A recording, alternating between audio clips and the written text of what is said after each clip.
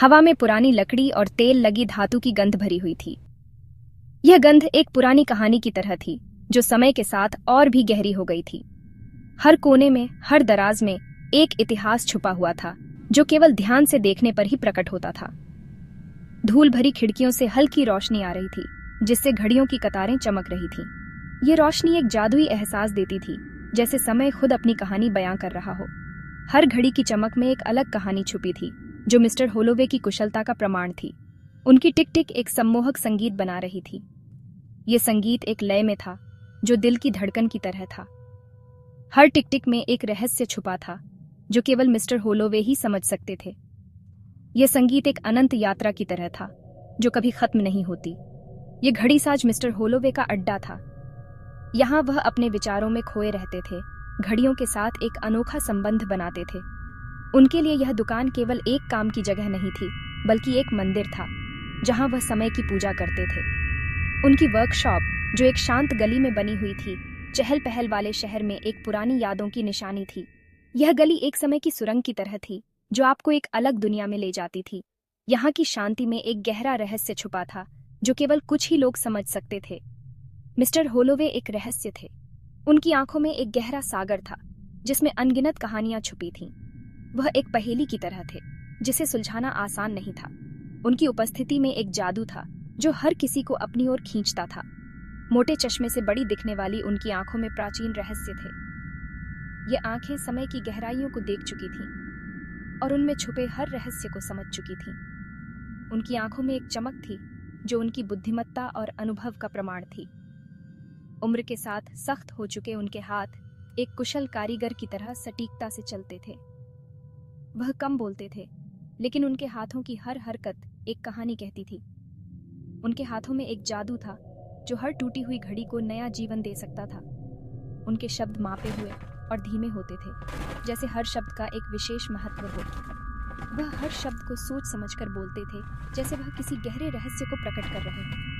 उनके शब्दों में एक गहराई थी, जो हर किसी को सोचने पर मजबूर कर देती थी। हर शब्दांश शांत अधिकार की हवा से ओत-प्रोत होता था। उनकी उपस्थिति में एक शक्ति थी, जो हर किसी को प्रभावित करती थी। वह एक ऐसे व्यक्ति थे, जिनकी बातों का हर कोई सम्मान करता था। उनकी आवाज में एक गहराई थी, जो हर किसी को अपनी ओर खींचती थी। लोग मुझे जादूगर कहते थे, समय का फुसफुसाने वाला। मैं समय की धड़कन को सुन सकता था। उसकी हर धड़कन में एक कहानी छुपी होती थी। मैं समय के साथ खेलता था, उसे अपनी मर्जी से मोड़ता था। मेरे लिए समय केवल एक मापदंड नहीं था, बल्कि एक जीवित इकाई थी। शहरवासी उनकी सनक के किस्से सुनाते थे, उनकी अद्भुत क्षमता के बारे में कि वह सबसे टूटी हुई घड़ियों को भी ठीक कर सकते हैं। उनके लिए मिस्टर होलोवे एक जादूगर थे, जो समय को अपनी मर्जी से चला सकते थे। वह उनकी कहानियों में एक नायक थे, जो हर समस्या का समाधान निकाल सकते थे। उनकी अद्भुत क्षमता के बारे में कि वह सबसे टूटी हुई घड़ियों को भी ठीक कर सकते हैं।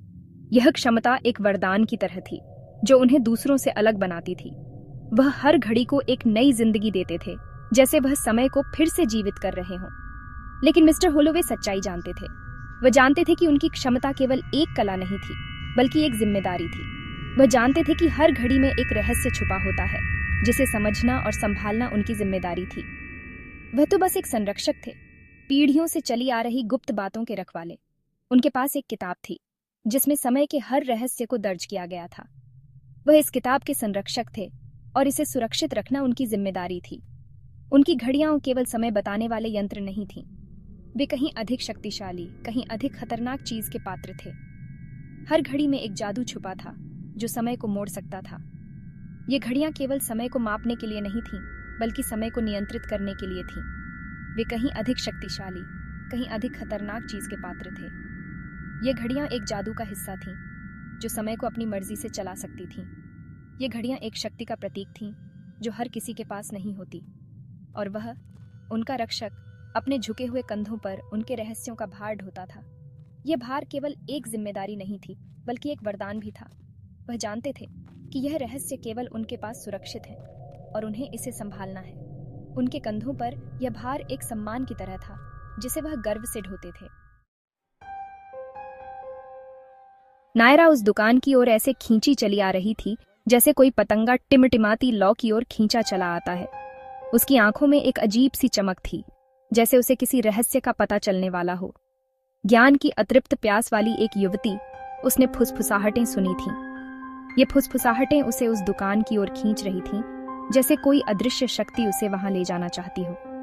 घड़ी साज और उसकी अजीबोगरीब कृतियों के किस्सों ने उसकी उत्सुकता को बढ़ा दिया था। उसने सुना था कि वहां की हर घड़ी में एक अनोखी कहानी छुपी हुई है और ये कहानियां उसे अपनी ओर बुला रही थीं। एक दोपहर, अब और ज्यादा देर तक खुद को खींचे रखने में असमर्थ, उसने खुद को दुकान के सामने खड़ा पाया। उसका साइन बोर्ड हवा में धीरे से चरमरा रहा था। उसकी धड़कनें तेज हो गईं, जैसे उसे किसी अनजाने रोमांच का आभास हो रहा हो। मैं खुद को रोक नहीं पाई। मुझे खुद देखना था। मुझे जानना था कि इन कहानियों में क्या सच्चाई है। झिझकते हुए उसने दरवाजा धकेला। दरवाजा खोलते ही एक हल्की सी ठंडी हवा का झोंका उसके चेहरे पर पड़ा, जैसे दुकान के अंदर का माहौल उसे अपने अंदर समेट लेना चाहता हो। उसके ऊपर लगी घंटी धीरे से बजी, उसके आने की सूचना दी। घंटी की आवाज में एक अजीब सी मिठास थी, जैसे वह भी नायरा का स्वागत कर रही हो। नायरा की निगाहें कमरे में घूम गईं। उसने घड़ियों की अद्भुत श्रृंखला को देखा। हर घड़ी अपने आप में एक अनोखी कृति थी, जैसे वे सब मिलकर एक अद्भुत संगीत रच रही हों। दादा घड़ियां खामोश प्रहरियों की तरह खड़ी थीं। उनकी पॉलिश की हुई लकड़ी मंद रोशनी में चमक रही थी। ये घड़ियां जैसे समय की गवाह थीं, जिन्होंने अनगिनत कहानियां देखी और सुनी थीं। दीवार घड़ियां, उनके चेहरे जटिल डिजाइनों से सजे हुए थे, लयबद्ध तरीके से टिक रही थीं। हर टिक टिक में एक कहानी छुपी हुई थी जो नायरा को अपनी ओर खींच रही थी।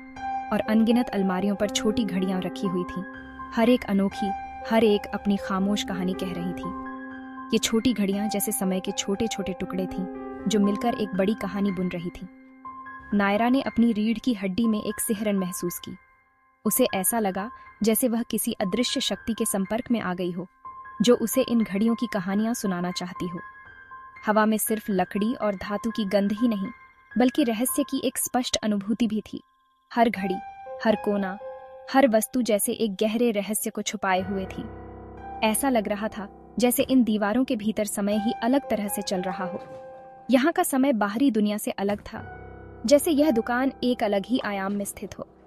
उसने एक कदम आगे बढ़ाया। उसकी निगाहें कमरे के बीच में एक चौकी पर रखी एक अलंकृत घड़ी पर टिक गईं। यह घड़ी बाकी घड़ियों से अलग थी, जैसे इसमें कोई विशेष रहस्य छुपा हो। नायरा का दिल तेजी से धड़कने लगा। उसे ऐसा लगा जैसे वह किसी बहुत बड़े रहस्य के करीब पहुंच गई हो। वो है एटलस। उसके पीछे से एक कर्कश आवाज आई। नायरा घूमकर मिस्टर होलोवे को एक अथाह भाव से खुद को देखते हुए पाया। ये समय का भार संभालती है। वह आगे बोले। उनकी आवाज मुश्किल से फुसफुसाहट से ज्यादा थी। नायरा की निगाहें घड़ी पर वापस चली गईं। ये ऐसी थी जैसी उसने पहले कभी नहीं देखी थी। चमकदार चांदी से तैयार की गई। इसका चेहरा गियर, लीवर और प्रतीकों का एक जटिल ताना बाना था। इसके केंद्र में एक एकल माणिक नरम आंतरिक रोशनी से धड़क रहा था। इसे छूना नहीं है। एटलस कोई खिलौना नहीं है। यह एक ऐसी शक्ति है जिसका सम्मान किया जाना चाहिए, जिससे डरना चाहिए। नायरा ने घड़ी की ओर एक अजीब सी खिंचाव महसूस की। ऐसा लग रहा था जैसे उसका जटिल काम उसे अपने करीब बुला रहा हो। वह इसके रहस्यों को समझना चाहती थी, उन रहस्यों को उजागर करना चाहती थी जो इसमें छिपे हुए थे। लेकिन मिस्टर होलोवे की चेतावनी उसके कानों में गूंज उठी। यह कोई साधारण घड़ी नहीं थी। यह पूरी तरह से कुछ और था, कुछ अनोखा। चेतावनी के बावजूद नायरा ने खुद को एटलस की ओर खींचते हुए पाया। दुकान खाली थी। मिस्टर होलोवे एक पल के लिए बाहर चले गए थे, उसे घड़ियों के साथ अकेला छोड़कर। घड़ियों की टिक टिक तेज होने लगी, उसे आगे बढ़ने के लिए उकसा रही थी। मानो किसी जादू में बंधकर वह एटलस के पास पहुंची। इसकी चांदी की सतह एक ही ओवरहेड बल्ब के नीचे चमक रही थी। झिझकते हुए उसने एक उंगली बढ़ाई। उसकी धड़कन तेज हो गई। नायरा ने खुद को एटलस की ओर खींचते हुए पाया। दुकान खाली थी। मिस्टर होलोवे एक पल के लिए बाहर चले गए थे, उसे घड़ियों के साथ अकेला छोड़कर। मिस्टर होलोवे एक पल के लिए बाहर चले गए थे, उसे घड़ियों के साथ अकेला छोड़कर। घड़ियों की टिक टिक तेज होने लगी, उसे आगे बढ़ने के लिए उकसा रही थी।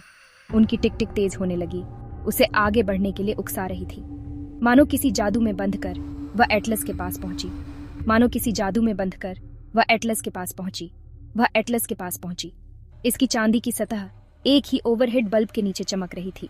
इसकी चांदी की सतह एक ही ओवरहेड बल्ब के नीचे चमक रही थी।